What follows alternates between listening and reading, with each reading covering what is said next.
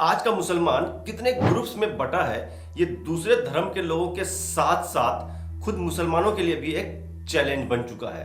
कोई खुद को शिया कहता है, कोई सुन्नी, कोई बरेलवी, कोई देवबंदी, कोई वहाबी और कोई खुद को अहले हदीस जैसे नामों से पुकारता है।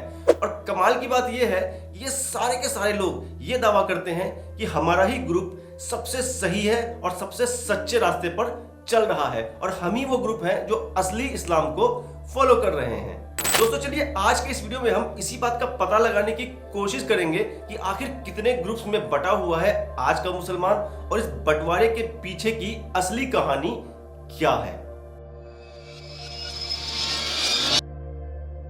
इस्लाम को मानने वाले सारे लोग मुसलमान कहलाते हैं, लेकिन इस्लामी कानून जिसे फिक़ह कहा जाता है, फिक़ह और इस्लामिक हिस्ट्री की कुछ इंसिडेंट्स की वजह से मुसलमान बहुत सारे ग्रुप्स में बटे हुए हैं। अगर बड़े पैमाने पर देखा जाए तो मुसलमान दो ग्रुप्स में बटा हुआ है। एक खुद को शिया कहता है, दूसरा सुन्नी।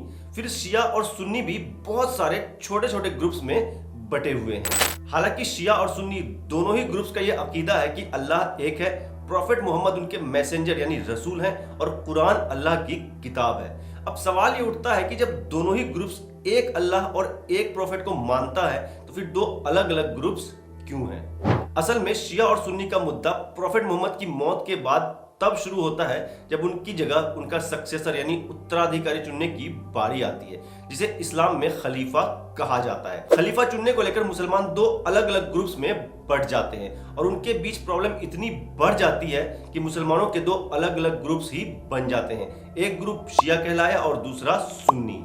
हालांकि दुनिया के 85% मुसलमान सुन्नी मुसलमान हैं और बाकी के 15% ही शिया मुसलमान हैं। सुन्नी मुसलमानों का यह मानना है कि प्रॉफिट मोहम्मद के बाद हजरत अबू बकर मुसलमानों के पहले खलीफा यानी सुप्रीम लीडर बने। हजरत अबू बकर 632 से 634 तक खलीफा रहे। उनके बाद हजरत उमर 634 से 644 तक खलीफा रहे।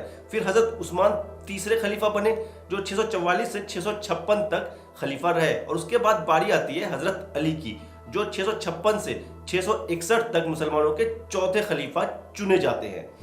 आगे चलकर सुन्नी मुसलमान भी चार अलग अलग ग्रुप्स में बढ़ जाते हैं। असल में इस्लाम इस्लामिक कानून के हिसाब से चलता है। इस्लामिक कानून जिसे शरिया भी कहा जाता है, एक मुसलमान को अपनी जिंदगी कैसे गुजारनी है, इस्लामिक कानून में हर वो बात पहले से बता दी गई है।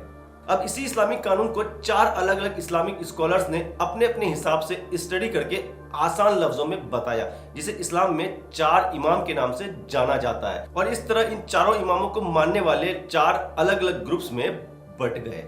हालांकि सुन्नी मुसलमानों में एक पांचवा ग्रुप भी है जो इनमें से किसी भी इमाम को नहीं मानता। इस तरह सुन्नी मुसलमानों के 5 ग्रुप्स बन जाते हैं। लेकिन इन सारे ग्रुप्स का आपसी डिफरेंस इस्लामिक कानून को लेकर है। अकीदा यानी बिलीव्स को लेकर इनके बीच किसी भी तरह का कोई डिफरेंस नहीं है।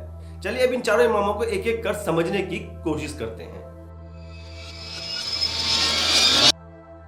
8वीं और 9वीं सदी के बीच लगभग 200 साल के अंदर इस्लाम के 4 स्कॉलर पैदा होते हैं। इन चारों ने ही अपने अपने हिसाब से इस्लामिक कानून की स्टडी की, समझा और लोगों को आसान लफ्जों में बताया।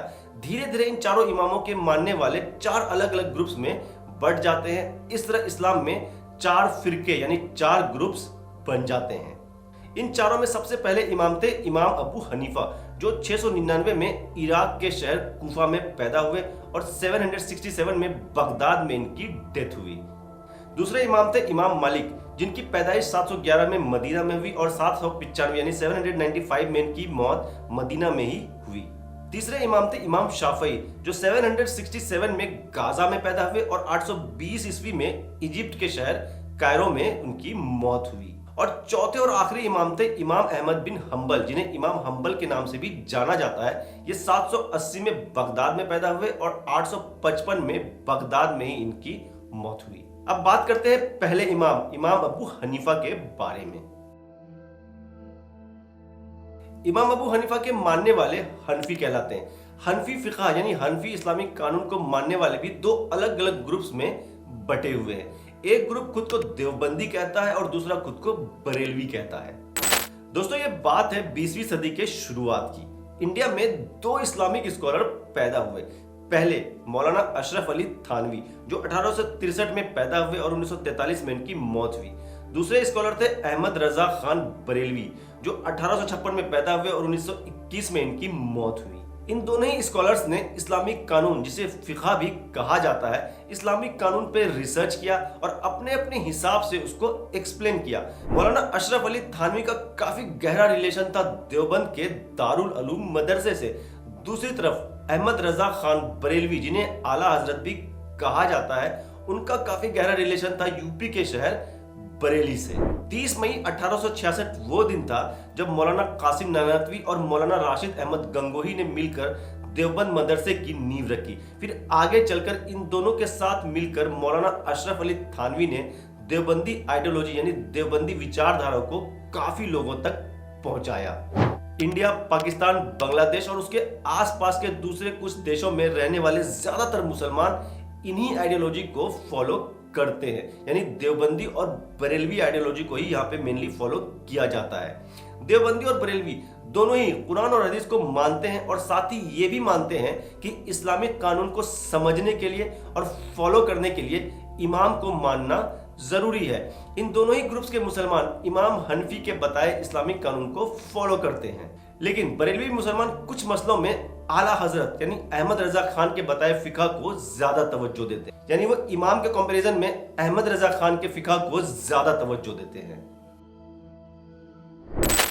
देवबंदी और बरेलवी ग्रुप्स में ज्यादा फर्क नहीं है, लेकिन कुछ बातों पे दोनों एक दूसरे के अगेंस्ट हैं। बरेलवी मुसलमान इस बात को मानते हैं कि प्रॉफेट मोहम्मद सब कुछ जानते हैं, जो दिखता है और जो नहीं दिखता है उनको सब कुछ पता है। वहीं देवबंदी मुसलमान ऐसी किसी भी बात पे यकीन नहीं रखते हैं। और इसके साथ ही बरेलवी मुसलमान सूफी इस्लाम के जबरदस्त फॉलोअर हैं और उनमें मज़ारों को काफी इंपॉर्टेंस दिया जाता है, जबकि दूसरी तरफ देवबंदी मुसलमानों में मज़ारों की कोई अहमियत नहीं है। इनफैक्ट देवबंदी मुसलमान मज़ार कल्चर के अगेंस्ट हैं।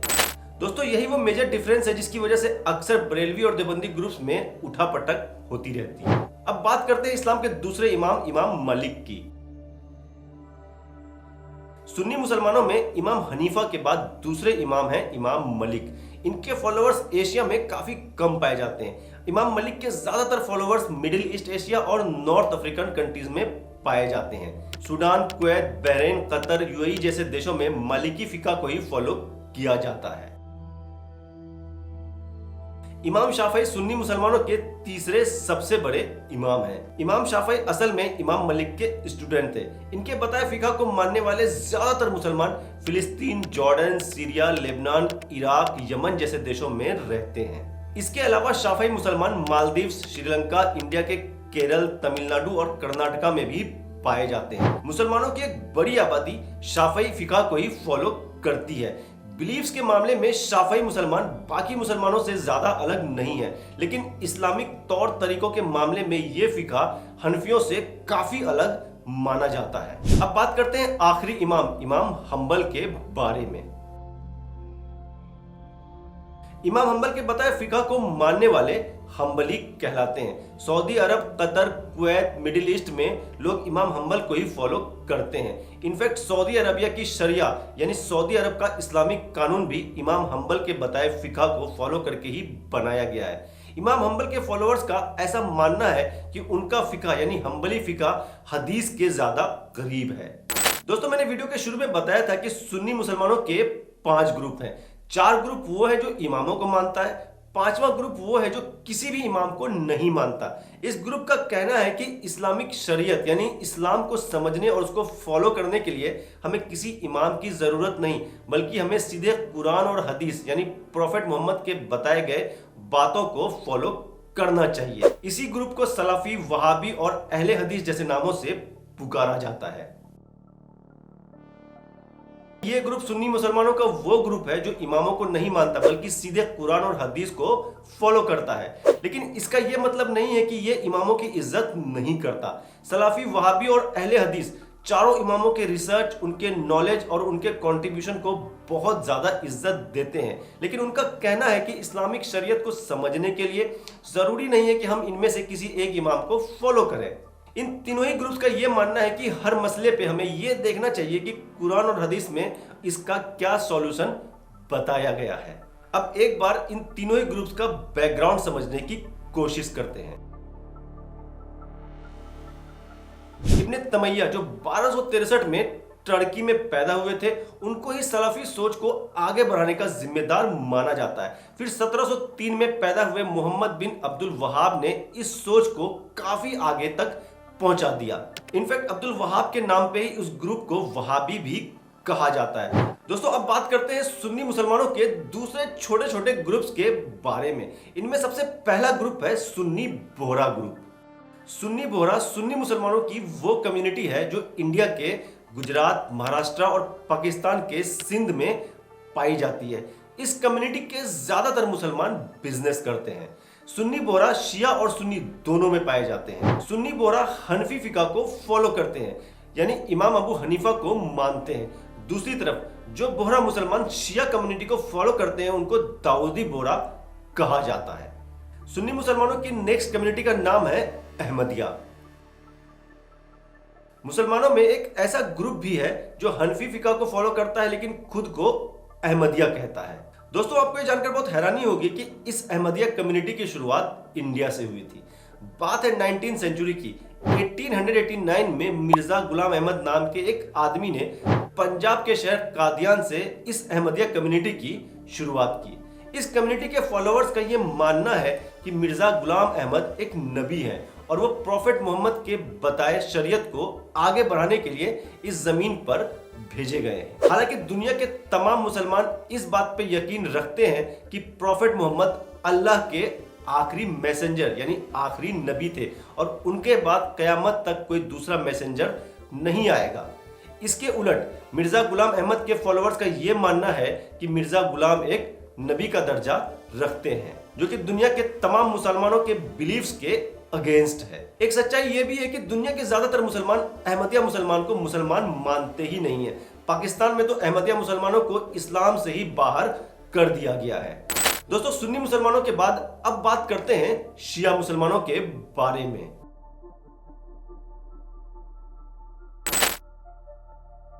आपने कभी सोचा है शिया और सुन्नी के बीच किस बात की लड़ाई है? मुसलमानों का आपस में जो एक्चुअल डिफरेंस है वो शिया और सुन्नी का ही है। शिया मुसलमानों के रिलीजियस बिलीफ और इस्लामिक कानून सुन्नी मुसलमानों से काफी अलग है। शिया मुसलमानों का मानना है कि प्रॉफेट मोहम्मद की मौत के बाद उनका सक्सेसर यानी उत्तराधिकारी हजरत अली थे और प्रॉफेट मोहम्मद ने अपनी मौत से पहले ही अपनी जिंदगी में हजरत अली को अपना वारिस बना दिया था, लेकिन उनकी मौत के बाद धोखे से हजरत अली की जगह हजरत अबू बकर को खलीफा बना दिया गया।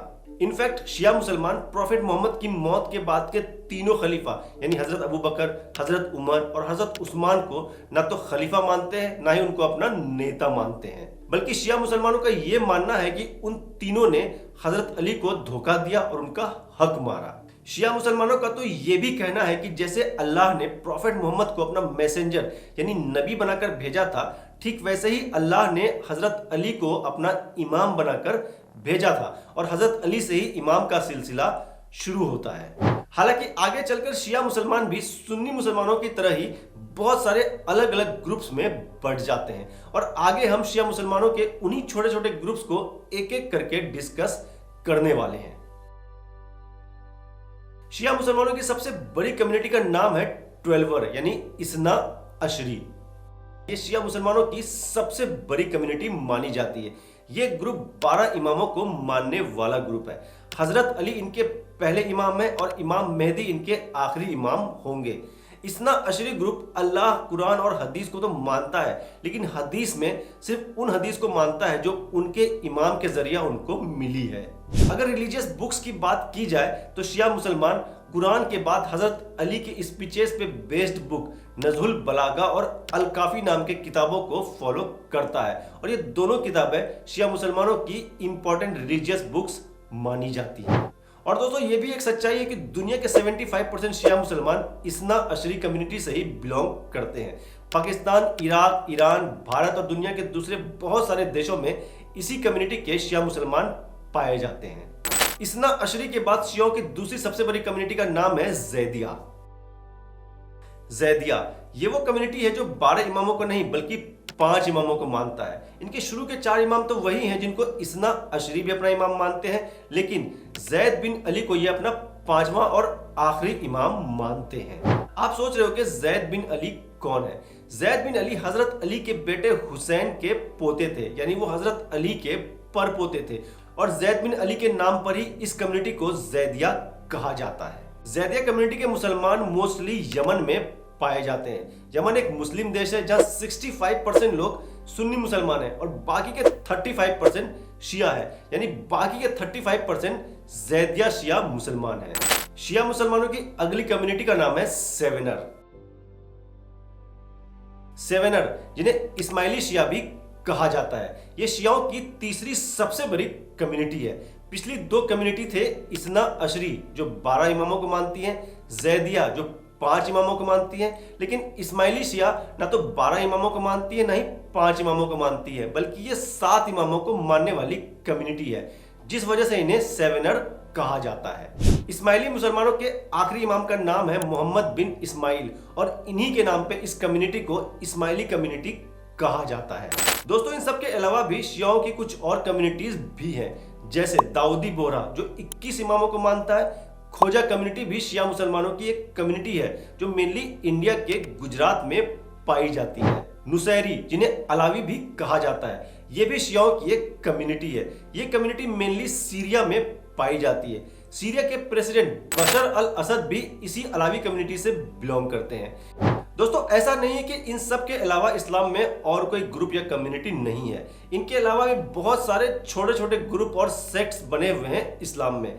इस वीडियो में मैंने मेजर ग्रुप्स और कम्युनिटीज को इंक्लूड किया है, जिससे आपको इस्लाम कितने ग्रुप्स में बटा हुआ है और किस कम्युनिटी का क्या बिलीफ है वो आपको समझ आ जाए। और दोस्तों, अगर आपको मेरा ये वीडियो पसंद आया है तो इसको अपने दोस्तों के साथ भी शेयर करें, मेरे चैनल को सब्सक्राइब करें और बहुत जल्द मिलते हैं एक ऐसे ही इंफॉर्मेटिव वीडियो के साथ। बाय।